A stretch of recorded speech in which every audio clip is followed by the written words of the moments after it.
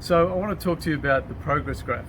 The graph we use for all our clients to track their progress within the session and between sessions. It's a great tool to see how they're progressing, whether they're improving or not improving. It helps us work out whether we are on track. It also is very important that their improvement correlates with their improvement in their symptoms and how they're feeling. It helps them stay engaged with the process, and we find it gets better results. Now, Russell's going to talk a bit more in depth about the progress graph and explain the nuts and bolts of how it works.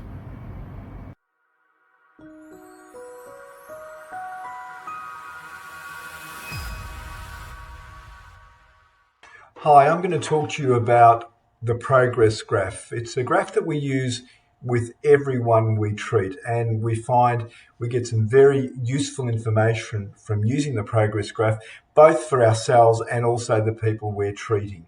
So first of all, there's uniformity.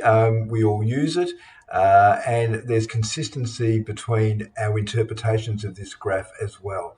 So the characteristics of the graph are, on one axis, we have 0 to 100% dysfunction. Now, when people start, we nominate that they are starting from 100% dysfunction, and we're trying to work ourselves down towards below 10%. In this blue zone, that we're thinking that they're 90% better. They only have 10% of dysfunction left, and we are really getting to our good result. Now, on the other axis, we also have the dates of each session. So we plot a reading on every single session. And how we do that is that we first of all talk about the good result. So in this particular instance, this lady came to see me with acute back pain of 10 days, which came on after running. She was a regular runner, but she experienced one-sided, right-sided back pain. And the good result, that's what we're trying to achieve, was to get to a full range of low back movement, no waking up at night due to pain, increase to full pre-injury running distances with no pain, and also to play with her young children pain-free. Now, what we do is we find some key movement tests, and we'll talk about that at a later video, but these tests are relating to the client's presenting condition, and in this case, lumbar spine pain. So the tests we used was to check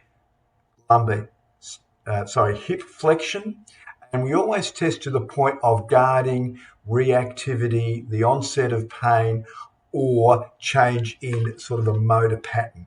And that's when we know the brain is actually trying to protect you.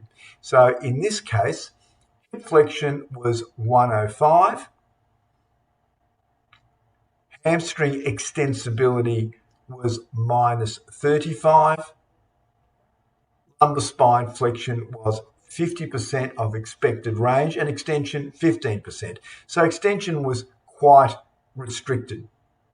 And what we do is at the beginning of each session, we test these measures, and we test again at the end of the session. And that way we can see what improvements have been made.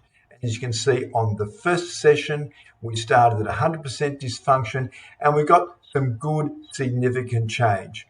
And I thought that there was about a 30% improvement overall in all the tests.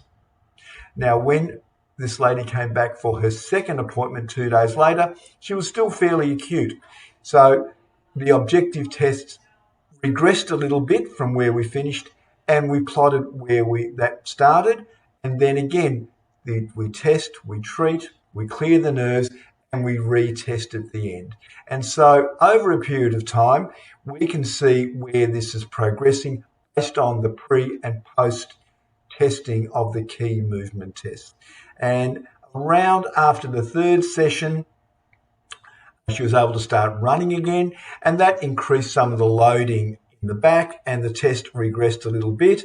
And as we were getting towards a good result, we start to see more steady changes and dramatic changes. But as you can see, the improvement continued. She was fairly stable and plateaued.